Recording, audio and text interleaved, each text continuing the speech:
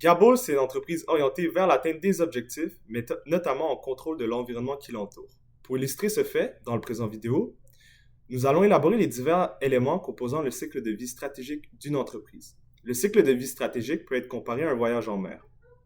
La visualisation de ce schéma permet au capitaine du navire de tracer son itinéraire, lever les voiles avec succès, optimiser ses ressources à chaque stade, envisager les sources de financement du voyage, ainsi qu'établir un plan de pivot lorsque les tempêtes surgissent. Donc, on commence avant tout avec le modèle d'affaires qui consiste au démarrage de notre entreprise. C'est le noyau de la stratégie et ça permet vraiment d'enligner tout ce qui suit par la suite. Il est très important de constamment regarder comment les clients réagissent à notre modèle et si notre proposition de valeur est pertinente pour eux.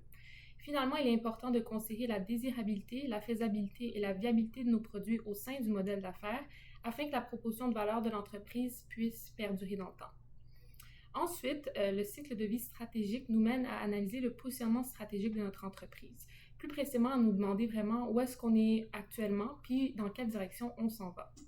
Donc, la prochaine étape, une fois qu'on s'est assuré d'avoir un business model qui est vraiment fort et d'avoir un positionnement qui est non seulement stable, mais auquel on s'est aussi comparé avec nos concurrents, la prochaine étape, c'est la croissance. Donc, la croissance, c'est vraiment une étape qui est cruciale pour les entreprises parce que c'est ça qui va leur permettre d'aller chercher diverses ressources, de maintenir les parts de marché qu'ils ont durement gagnées et aussi d'aller chercher des nouvelles parts de marché si c'est ça qu'ils désirent.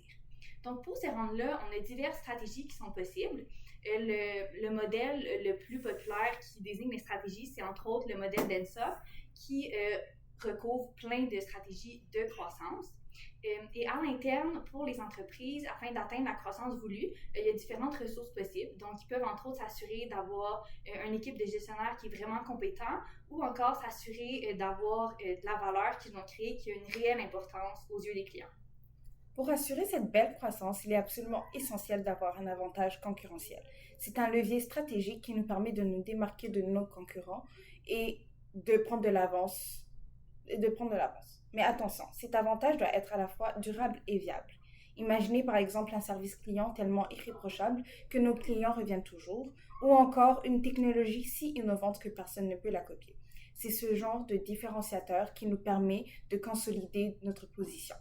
En plus, analyser régulièrement cet avantage concurrentiel nous permet de savoir si on est toujours sur la bonne voie au niveau stratégie ou sinon on peut faire des ajustements afin d'éviter des risques potentiels. Bref, notre avantage concurrentiel, c'est un pilier clé de notre succès.